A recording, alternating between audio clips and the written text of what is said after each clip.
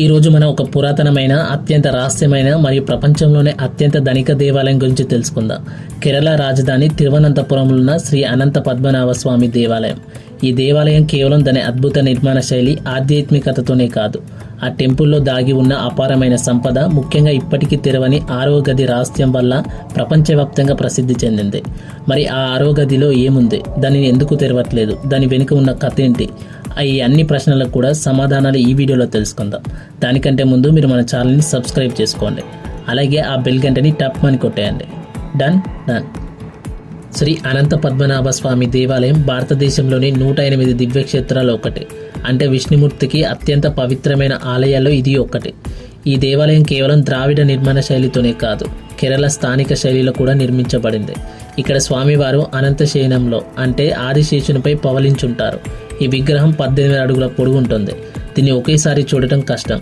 3 వేరువేరు ద్వారాల ద్వారా స్వామివారి తల, శరీరం, పాదాలను చూడవచ్చు.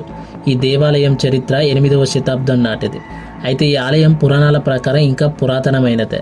శ్రీమద్ భాగవతంలో బలరాముడు ఈ ఆలయాన్ని దర్శించాడని చెబుతారు. అనంత పద్మనాభ స్వామి దేవాలయం కారణంగానే కేరళ రాజధాని నగరం పేరు తిరువనంతపురం అని వచ్చింది. దీని అర్థం శ్రీ అనంత పద్మనాభుని నివాసం అని. ఇక దేవాలయం వెనుక ఉన్న కథ ఏంటంటే, అనంత పద్మనాభ స్వామి ఆలయం ట్రావెన్కోర్ రాజకుటుంబానికి చెందిన దేవాలయం. ఒకప్పుడు ట్రావెన్కోర్ రాజ్యానికి ఈయనే పాలనాధిపతి. 1750లో మహారాజా మార్తాండవర్మ తన రాజ్యాన్ని మొత్తం అనంత పద్మనాభుడికి అంకితం చేశారు. అప్పటి నుండి ఆయన మరియు ఆయన వారసులు పద్మనాభుగా రాజ్యాన్ని పరిపాలించారు. చాలా మందికి తెలియని విషయం ఏంటంటే, ఈ ఆలయంలోని సంపద కేవలం ట్రావెన్కోర్ రాజులకు సమర్పించేది మాత్రమే కాదు, శతాబ్దాల పాటు భక్తులు సమర్పించిన కానుకలు, విదేశీ వాణిజ్యం ద్వారా వచ్చిన సంపద కూడా ఇందులో ఉంది. కొందరు చరిత్రకారుల ప్రకారం టిప్పు సుల్తాన్ దండయాత్ర సమయంలో ఇతర రాజ్యాల రాజులు కూడా తన సంపదను ఆలయం యొక్క భూగర్భ భాగంలో భద్రపరిచారు. అందుకే ఈ ఆలయం ప్రపంచంలోనే అత్యంత ధనిక దేవాలయంగా మారడానికి ఒక కారణం కూడా. 2011లో సుప్రీంకోర్టు ఆదేశాల మేరకు ఆలయంలోని భూగర్భ భాగంలోని రహస్య గదులను తెరవాలని నిర్ణయించారు. ఈ ఆలయంలో మొత్తం 6 రహస్య గదులున్నాయి. వాటికి A, B, C, D, E, F అని పేరు పెట్టారు. సుప్రీంకోర్టు నియమించిన నిపుణుల బృందం ఈ 6 గదుల్లో 5 గదులను తెరవగలిగింది. ఆ 5 గదుల్లో బయటపడిన సంపద చూసి ప్రపంచమే షాక్కి గురైంది. అపారమైన బంగారం, వజ్రాలు, వెండి, విలువైన రాళ్లతో చేసిన ఆభరణాలు, బంగారు విగ్రహాలు, నాణాలు వెలుగులోకి వచ్చాయి. బయటపడిన సంపద విలువ సుమారు 1,00,000 కోట్ల రూపాయలకు పైగా ఉంటుందని అంచనా వేశారు. ఇది కేవలం అంచనా మాత్రమే. దాని అసలు విలువ ఇంకా చాలా ఎక్కువ ఉండవచ్చు.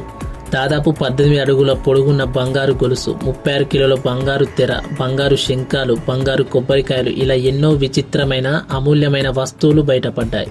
5 గదులు తెరిచిన తర్వాత 6వ గదిని తెరవడానికి ప్రయత్నించినప్పుడు అసలు రహస్యం మొదలైంది.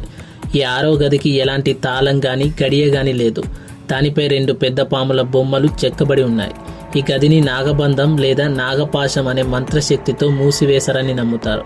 ఈ గదిని మంత్రోచ్చరణతోనే, గరుడ మంత్రంతో మాత్రమే తెరగలరని, ఇందుకు అత్యంత శక్తివంతమైన సాధువులు లేదా మంత్రవేత్తలు మాత్రమే అర్హులని చెబుతారు. బయటి శక్తులతో బలవంతంగా తెరిచే ప్రయత్నం చేస్తే అది ప్రపంచానికి పెను విపత్తును తెచ్చిపెడుతుందని, భారీ సునామీలు, భూకంపాలు సంభవిస్తాయని పురాణాల్లో ఉంది. ఈ గదికి శేషుడు కాపలగా ఉన్నాడని భక్తులు బలంగా నమ్ముతారు.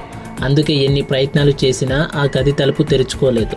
దీని వెనుక ఉన్న శాస్త్రీయ కారణాలు, కొంతమంది శాస్త్రవేత్తలు, ఇంజనీర్లు దీని వెనుక పురాణాలతో సంబంధం లేని శాస్త్రీయ కారణాలు కూడా ఉండవచ్చని వాదిస్తున్నారు. పురాతన కాలంలో మన పూర్వీకులు ఎయిర్లాక్ లేదా వాక్యూమ్ సీలింగ్ వంటి అధునాతన టెక్నాలజీని ఉపయోగించి ఉంటారని భావిస్తున్నారు. ఈ గది లోపల మొత్తం గాలిని బయటకు పంపి వాక్యూమ్ని సృష్టించి ఉంటారని, అందుకే దానిని బయట నుండి తెరవడానికి ప్రయత్నిస్తే పెద్ద శబ్దం వచ్చి గోడలు పగిలిపోయే ప్రమాదం ఉందని చెబుతున్నారు. అయితే ఈ వాదనలకు ఎలాంటి ఖచ్చితమైన ఆధారాలు లేవు. ఆ గది రహస్యం ఇప్పటికీ మిస్టరీగానే మిగిలిపోయింది.